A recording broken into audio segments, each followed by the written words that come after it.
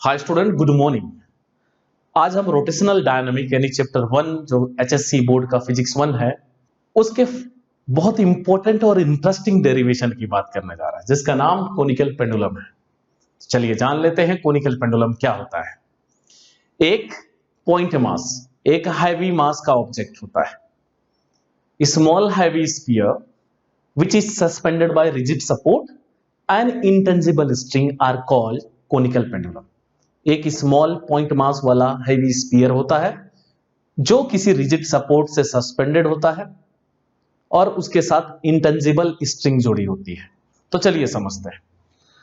दरअसल स्टूडेंट हमसे conical pendulum का डेफिनेशन नहीं पूछेगा, हमसे पूछेगा time period and frequency of the conical pendulum. ये रिजिड सपोर्ट हो गया स्टूडेंट,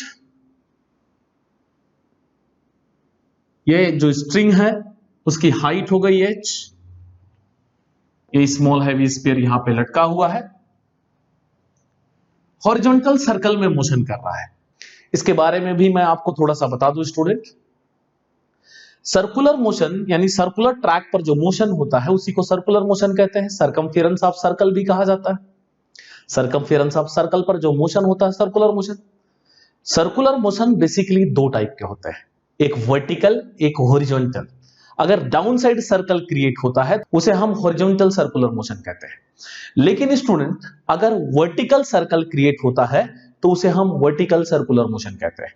तो जब पेंडुलम मोशन करेगा तो हॉरिजॉन्टल सर्कल क्रिएट होता है, इसलिए हॉरिजॉन्टल सर्कुलर मोशन करता है। तो यहां देखो पेंडुलम हॉरिजॉन्टल सर्कल में मोशन कर रहा है, ये हॉरिजॉन्टल सर्कल क्रिएट हुआ।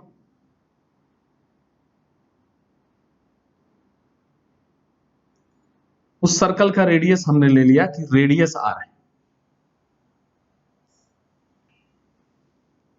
ये स्लैंट हाइट है,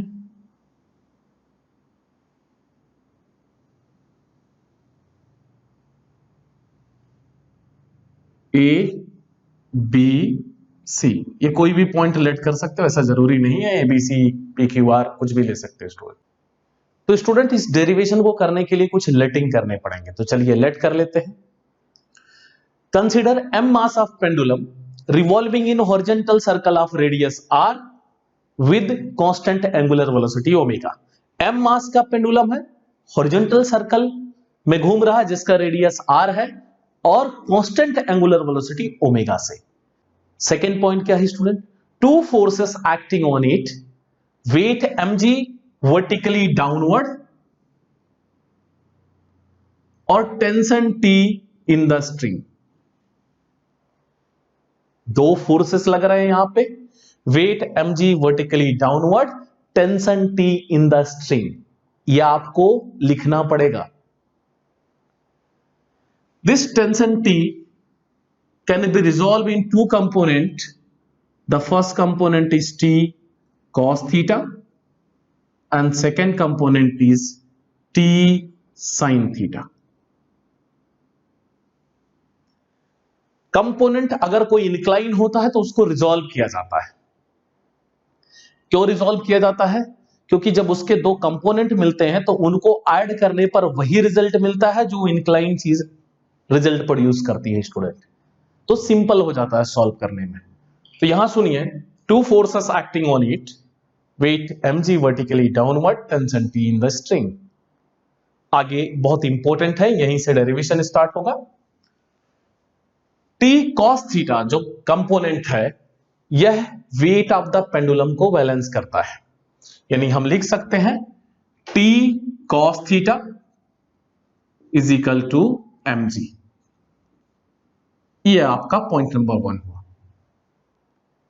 दूसरा सुनिए, t sin थीटा प्रोवाइड करता है नेसेसरी सेंट्रीपिटल फोर्स। कोई भी ऑब्जेक्ट अगर सर्कुलर ट्रैक पर मूव करता है तो नेसेसरी सेंट्रीपिटल फोर्स उसको चाहिए रहता है, जो यहां पर कौन प्रोवाइड कर रहा है? t sin theta. आगे हम देखेंगे बैंकिंग ऑफ रोड में कैसे मिलता है या सैटेलाइट मूव करता है कैसे मिलता है, मैं आपको वहां डिटेल बताऊंगा।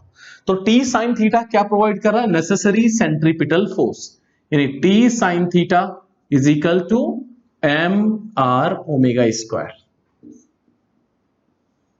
होप यहां तक आपको समझ में आ गया होगा स्टूडेंट।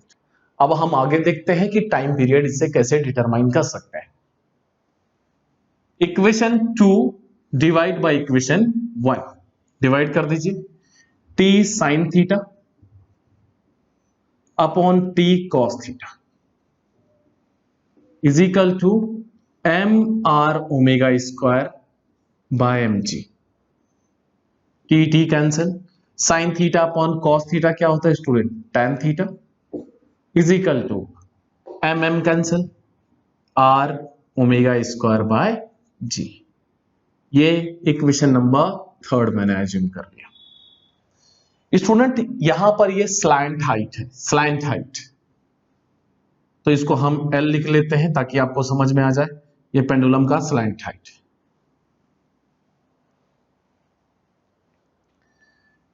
ये ट्राइंगल देखिए, ये ट्राइंगल है ABC, थीटा इसको हम लेंगे, ये थीटा हो गया क्योंकि इंक्लाइन यही हो रहा है, ये थीटा है, ये 90 डिग्री है, ये भी थीटा हो जाएगा। आपको समझ में आया होगा, अल्टरनेट एंगल क्रिएट हो रहा है।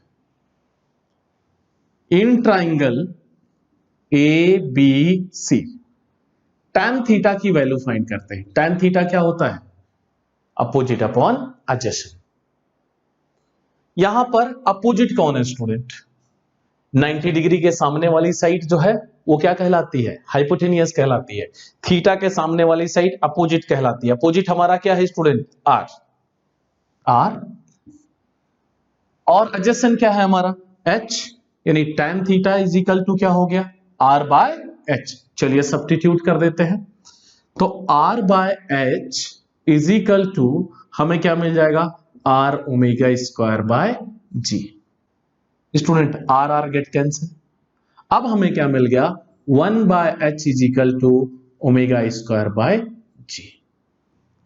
क्रॉस मल्टीप्लाई कर दीजिए, omega square into H is equal to किसके, जी के। तो omega square is equal to G by H के।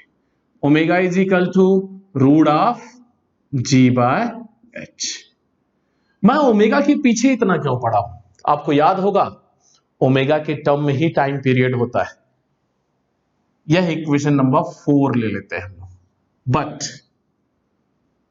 ओमेगा इज इक्वल टू हमको पता है 2 पाई बाई टी होता है। टाइम पीरियड दिख गया आपको, सब्स्टिट्यूट करिए। 2 pi by t is equal to root of ji by h. इसको उल्टा कर देते हैं स्टूडेंट, तो हमें क्या मिल जाएगा, T upon 2 pi is equal to root of H by G. 2 pi इधर भेज देते हैं, T is equal to 2 pi root of H by G. यह एक फॉर्मूला हो गया, लेकिन आपके बुक में यह नहीं दिया हुआ है। क्यों नहीं दिया हुआ है मैं आपको बताता हूं। टाइम पीरियड इस एंगल पर भी डिपेंड करता है। जितना ज्यादा एंगल क्रिएट होगा, सर्कल का रेडियस उतना बड़ा हो जाएगा, पीरियड उतना छोटा हो जाएगा। होप ये बात तो समझ गया होगा, सिंपल फिजिक्स से। रेडियस जितना बड़ा होगा, सर्कल उतना बड़ा होगा, उतना ज्यादा दूर घूमना पड़ेगा, तो टाइम पीरियड छोटा हो जाएगा। यानी हमें एच तो है ही है, फैक्टर अफेक्ट कर ही रहा है टाइम पीरियड को, लेकिन थीटा ज्यादा देखना है। तो चलिए थीटा के टर्म में हम यहां पर कुछ फॉर्मूला अप्लाई करते हैं। कॉस थीटा इस ट्राइंगल में क्या होगा ये बताइए। Cos theta adjacent upon hypotenuse. Adjacent क्या है यहां पे, एच। हाइपोटेनियस यहां पर हमने एल लिया है। आपके महाराष्ट्र बोर्ड में ये कैपिटल एल लिखा हुआ, तो कैपिटल एल कर देते हैं, कैपिटल एल। तो cos theta is equal to h by l. तो स्टूडेंट क्या हो जाएगा, क्रॉस मल्टीप्लाई करेंगे तो क्या मिलेगा हमको, h is equal to l cos theta. और गवर्नमेंट टेक्स्ट बुक के अगर डायग्राम में देखेंगे तो यहां पर h के पोजीशन पे एल कॉस थीटा भी लिखा हुआ है, तो h की ही वैल्यू एल कॉस थीटा होगी। कैसे आई मैंने आपको बता दिया। अब बताइए टाइम पीरियड का क्या फॉर्मूला हो सकता है। जहां h है उसकी पोजीशन पर मैं क्या लिख सकता हूं, एल कॉस थीटा। तो जो गवर्नमेंट टेक्स्ट बुक में फॉर्मूला दिया है मैं वो लिख देता हूं, t is equal to 2 pi root of H के पोजीशन पर क्या लिखेंगे, L cos theta, L cos theta upon G. Hope आपको ये फॉर्मूला कैसे आया समझ गया होगा। एक बार फिर से रिपीट कर देता हूं। एम मास का एक पेंडुलम है जो हॉरिजॉन्टल सर्कल में घूम रहा है, जिसका रेडियस आर है, कांस्टेंट एंगुलर वेलोसिटी ओमेगा से। पॉइंट नंबर 1, जब घूम रहा है दो फोर्सेस लग रहे हैं, weight mg vertically downward, tension T in the string. रस्सी में जो फोर्स लग रहा है, स्ट्रिंग में जो फोर्स लग रहा है, उसे टेंशन कहते हैं। टेंशन T को हमने दो कंपोनेंट में रिजॉल्व किया, T cos थीटा और T sin theta. Vertical component T cos theta, horizontal T sin theta. T cos theta weight of the body को या वेट ऑफ द पेंडुलम को बैलेंस कर रहा है, तो इसलिए T cos theta is equal to mg। T sin theta necessary centripetal force provide कर रहा है आपको, तो T sin theta is equal to mr omega square. Equation 2 को 1 से डिवाइड किया, T sin theta, T cos theta, T cancel हो गया, sin upon cos tan theta हो गया, mm कैंसिल हो गया, r omega square by g मिल गया। ये जो ट्राइंगल है ABC, इसमें मैंने tan थीटा की वैल्यू निकाला, तो हमको tan थीटा की वैल्यू क्या मिला स्टूडेंट, r बाय h मिला। तो जो r बाय h हमें मिला, तो इस इक्वेशन में मैंने इसकी वैल्यू सब्स्टिट्यूट कर दिया। तो स्टूडेंट इक्वेशन हमारा क्या था, tan थीटा। इस tan थीटा के पोजीशन पर मैंने इसकी वैल्यू सब्स्टिट्यूट कर दी। देखिए r बाय h is equal to r omega square by g, r cancel हो गया, 1 by h is equal to omega square by g, दोनों क्रॉस मल्टीप्लाई कर दिया तो हमें क्या मिल गया, omega square H is equal to G के। तो omega square is equal to G by H, into था डिवाइड हो गया, omega is equal to root of ji by H. लेकिन हमें पता है कि omega is equal to 2 pi by T होता है, तो हमने सब्स्टिट्यूट कर दिया, 2 pi by T is equal to root of ji by H. उल्टा किया मैंने, T upon 2 pi is equal to H upon G, किसमें, रूट में। तो हमें t is equal to 2 pi h bye जी, लेकिन बुक में थीटा के टर्म में दिया था, तो cos थीटा मैंने अप्लाई किया, तो हमें मिल गया h is equal to l cos theta, तो मैंने h के पोजीशन पर सब्स्टिट्यूट कर दिया। ये टाइम पीरियड है। और फ्रीक्वेंसी क्या होगा, फ्रीक्वेंसी हमें पता है n is equal to 1 upon t होता है, frequency is equal to 1 upon time period. तो ये फार्मूला हम सब्स्टिट्यूट करेंगे तो ये उल्टा हो जाएगा, यानी हमें मिल जाएगा n is equal to 1 upon 2 pi root of ji by l cos theta. यही आपके गवर्नमेंट टेक्स्ट बुक में दिया हुआ है दोनों। होप आपको कोनिकल पेंडुलम समझ में आया होगा। अगले लेक्चर में हम बात करेंगे बैंकिंग ऑफ रोड और मैक्सिमम सेफ्टी स्पीड की। इस चैप्टर में स्टूडेंट हाफ पार्ट जो है सर्कुलर मोशन से रिलेटेड है और हाफ पार्ट रोटेशनल मोशन से रिलेटेड है। तो इसके बाद हम रोटेशनल मोशन की बात करेंगे जब बैंकिंग हो जाएगा। Thank you student.